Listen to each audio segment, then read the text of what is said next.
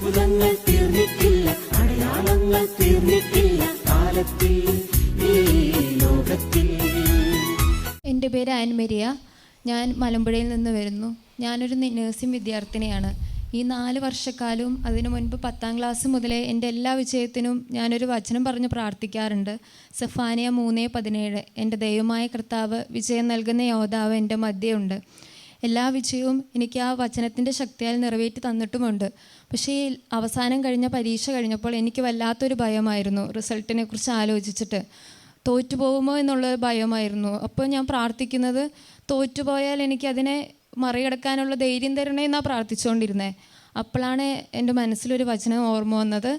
സങ്കീർത്തനം 77:14, അങ്ങാണ് അത്ഭുതങ്ങൾ പ്രവർത്തിക്കുന്ന ദൈവം, ജനതകളുടെ ഇടയിൽ ശക്തി വെളിപ്പെടുത്തിയതും അങ്ങ് തന്നെ. അപ്പോൾ മുതൽ ഞാൻ ആ റിസൾട്ടിനെ കുറിച്ച് ഭയപ്പെടുമ്പോഴെല്ലാം ഞാൻ ആ വചനങ്ങൾ ഓർത്ത് പ്രാർത്ഥിക്കാറുണ്ട്. അങ്ങനെ ഞാനിവിടെ വന്ന് സാക്ഷ്യപ്പെടുത്താമെന്നും നേർന്നിരുന്നു. റിസൾട്ടിൻ്റെ നോട്ടിഫിക്കേഷൻ വന്നപ്പോൾ ഞാൻ ആദ്യം മെഴുകുതിരി കത്തിച്ച് വെച്ച് പ്രാർത്ഥിച്ചു. പിന്നെ അമ്മയെ വിളിച്ച് പറഞ്ഞപ്പോൾ അമ്മ പറഞ്ഞു, റിസൾട്ട് ഇപ്പോൾ നോക്കണ്ട, മറിയത്തിൻ്റെ സ്വസ്ത്രഗീതം വായിച്ചു കഴിഞ്ഞ് നോക്കിയാൽ മതിയെന്ന്.